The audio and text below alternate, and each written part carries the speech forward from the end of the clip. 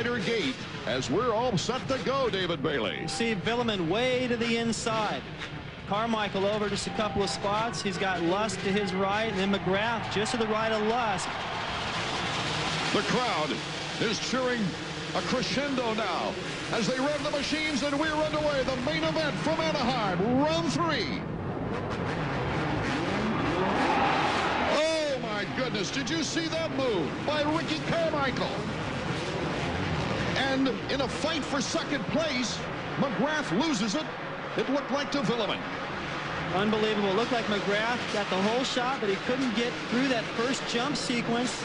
The timing was just off. He had to slow down. He gambled. I think he'll go to the inside. It didn't work. Carmichael just shot into the lead. Now he's got a buffer back there. Boy, will this be interesting, David Bailey, with Carmichael, Villeman, McGrath, and then Lusk behind McGrath. Lusk is right there. Lusk is just as talented as Kevin Windham. We talk about the throttle control of those guys. Lusk will be there. All the fans are standing here in Anaheim. McGrath starting to make his move on David Villeman in the whoops. Can't quite get him this time. Carmichael, Villeman, McGrath. Villeman looks back to see where Jeremy is. That's over now. Jeremy just blitzes by him going into that first turn. Villeman's just too worried about what's going on with the other riders. He's not racing the track like he did last year. Here we go again. Man against man. No lockers in front. They can break away. Carmichael and McGrath once again. I have a feeling, talking with everyone, that McGrath's going to play a little bit different game here with Ricky up front. I don't think he's going to try to pass him a bunch of times and get in a battle. He's going to let the race settle in, make sure they're far enough ahead of third. That'll be the main thing. And then just put the pressure on Ricky. Let him deal with that for a little bit longer. Every time McGrath was passing him last week, Ricky had that energy, and he was able to pass him right back. The battle for third as Lusk and David Villeman, number 11, on the Team Honda in the whoops. Getting by Villeman, and Villeman slips back once again. Yeah, Lusk, I said he'd be there, and he had to make that pass. It happened quick. He did it. Now he's going to set his sights on Jeremy. Boy, this is a smart race season for Ezra Lusk, coming off that season-long Supercross injury of last year. Well, I give it to Villeman for getting out there. Usually when a guy isn't feeling real confident, he's not really chomping at the bit to get the whole shot, because it doesn't feel good to get passed by 5 or 6 guys, but he's out there trying as hard as he can. He knows he's got to pick up the pace a little bit here in Anaheim and then really hit his stride next week in Phoenix to have a shot at this title. Ezra Lusk right in front of Villeman now. He had a second and a fourth already on this season, and he's moved into third. The crowd's getting excited. They are just going nuts over this battle out front. Well, they're going nuts because McGrath just made up all that time with the fastest lap time of the night. Ricky can feel it. 55.5 seconds for Jeremy McGrath on the last lap. Here comes Jeremy. The crowd is so anticipatory. They're at the edge of their seats right now. I think McGrath is having a good time right now. He loves this. He was bummed out in San Diego last week when he wasn't able to continue the battle. Do you think he got overly exhausted with the back-and-forth battle early? It's hard to say exactly what happened, but I think he just got a little flustered, and a few things went wrong for him. Some bad decisions with bike setup, tires, etc. And Ricky got a little gap on him, was able to triple through a section that Jeremy actually started. And Jeremy wasn't able to do it as clean in the main event, so he never got close enough to make that battle happen.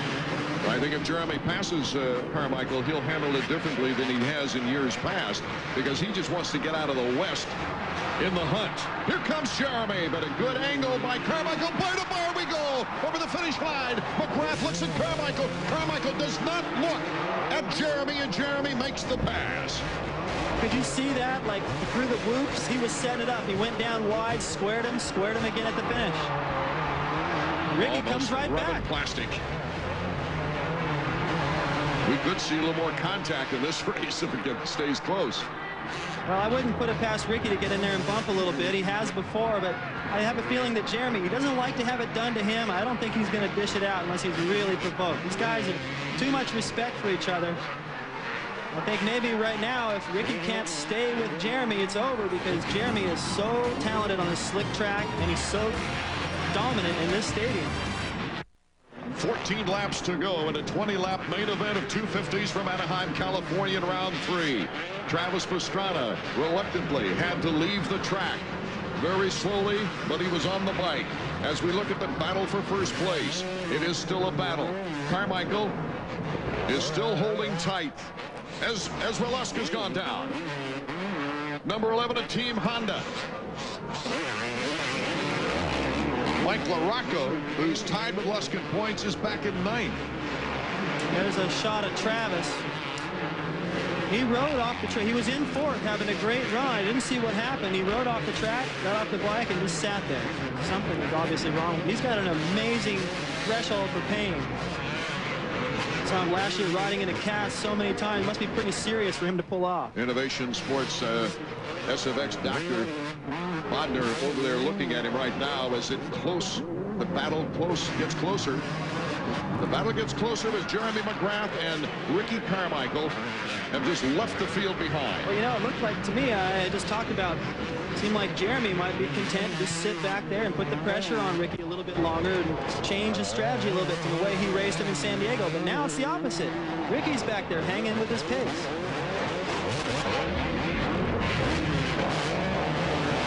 Here's the battle for 6 now with David Villeman. Villeman and Mike LaRocco behind him. LaRocco number 5, and Villeman without a rear mirror just lets him go. And now he comes back with a good short move. Now he anticipated what Mike was committed to and timed it perfect. But Mike's not going to have any of that. Mike LaRocco now starting to steam up as he moves past Villeman. In the 6th place, Tim Ferry is next on the list in front in the Yamaha 4-stroke. Let's go down to Davey Combs trackside. Davey. Well, actually, I'm not trackside, Art. I'm down here in the tunnel with Team Suzuki in the Pastranas. Dr. John Bodner was talking to Travis. The only person who got a chance to talk to him was Jeff Stan of Team Honda. He said Travis pulled off the track, said he didn't know where he was, and literally fell off the bike. No crash, no problem with his knees. He just passed out on the bike. Boy, that doesn't sound good at all. Mike LaRocco has started to clear his way away from David Villeman right now. Well, Ricky Carmichael's keeping up his lap speed, that's for sure. As we go back up front, and you see the distance between Carmichael on the Kawasaki and number 1 on the Mazda Yamaha, Jeremy McGrath. See, McGrath, though, Art, can run this pace with Ricky back there until his bike runs out of gas. Ricky's got to be closer than this to really bother Jeremy. Ricky knows he's not going to get tired either. He can ride this pace forever, but he's got to get up there a little bit closer, so it's a problem. Look how slick it is right before that finish line jump, David. See the way these guys handle that corner, too. Ricky getting his leg out in the air, so when he lands, it's one less thing to do. He can be that much quicker in the next corner. You see him, they're starting to really steer a little bit different and take the opposite line of what the main groove is, so they can get out there in that darker, more loamy soil and hook up. Let's go back to Davey. Guys, it's kind of strange but high drama down here. I just talked to Debbie Pastrana, Travis's mom. He did not crash any this week. He hasn't had the flu, but they're going to take him to the hospital. They want to do a CAT scan. They think he might have some lingering problem. It's hard to tell, but they are going to take Travis out of the stadium and off to the hospital. Maybe from that endo, Davey, you think? Well, Art, it's hard to tell. Nothing happened this week. Debbie, according to her, was with him all week. He was fine. He did not crash today. They really think that it might be food poisoning or something. They're just not sure. I just hope it's not a lingering effect from the endo from San Diego. Yeah, me too. It's unfortunate because he was putting together a really smart ride. He seemed to have learned from last week where he crashed several times, running a solid 4th. I talked to my dad this afternoon after practice. I asked him, how do you think Ricky's going to do, or Travis? He goes, oh, 4th. There you have Mike LaRocco making a pass on Tim Ferry. So LaRocco comes up through the ranks. He moves into 5th. Kevin Windham is in 4th. Stefan Roncada is in 3rd behind Carmichael.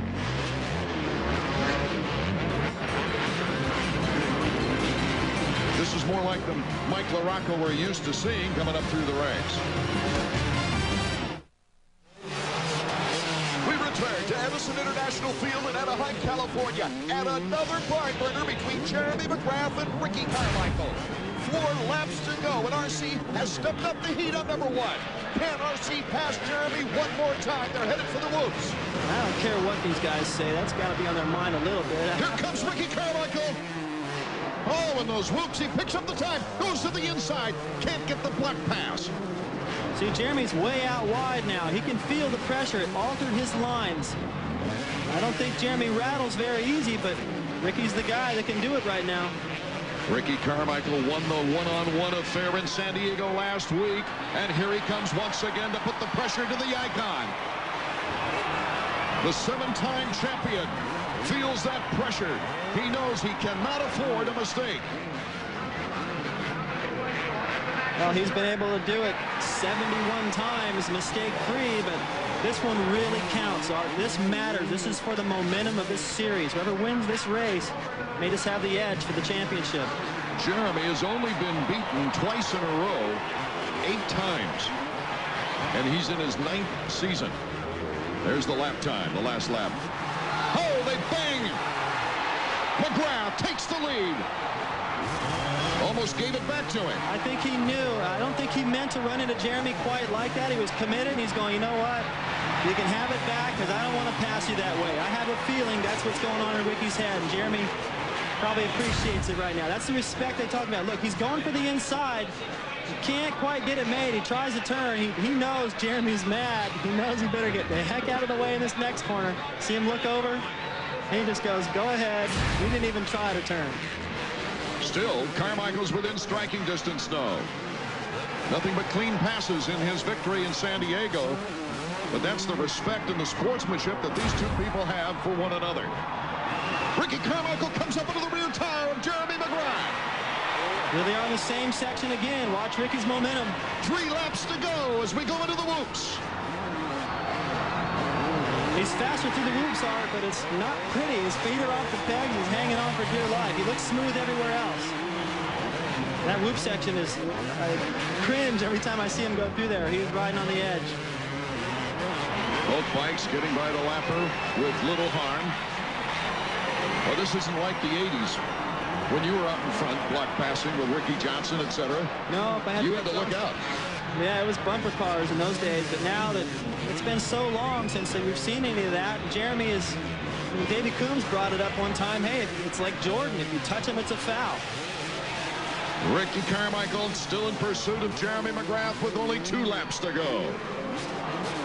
The crowd sensing the excitement right now. They're on their feet. Carmichael knows where he's faster than Jeremy, and he's just holding on to that right now. Oh, Jeremy makes a little mistake. Carmichael to the inside, but Jeremy has great acceleration as he comes across the finish line jump. The white flag is waving. 1 more lap to go. This is an incredible race in Anaheim. Jeremy better protect that inside this whole lap because Ricky will run it in there and make an ugly pass if he has to. He wants to win this race. He showed him a tire there, David.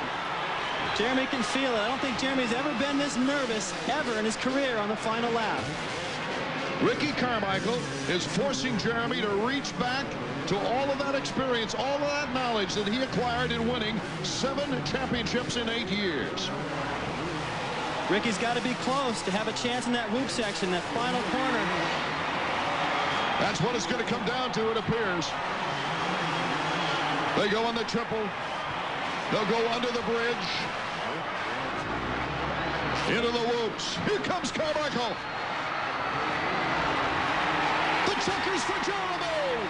Incredible race here at Anahem in round 3. He was pressured the entire way. He looks to the stars as they shake hands. That acknowledgement right there. You see Jeremy, he's pointing to the turn. Hey, thanks. Gives him a thumbs up. He goes, hey, I know you didn't mean to hit me like that. He knows that Ricky gave it back to him in fairness. It's a long series. These guys don't need to be throwing blows right now. That hug right there tells us these guys are going to be around for a long time, giving us great shows. The one thing it shows us is we can look forward to this kind of racing all year long. Oh, yeah. A great picture after a great victory.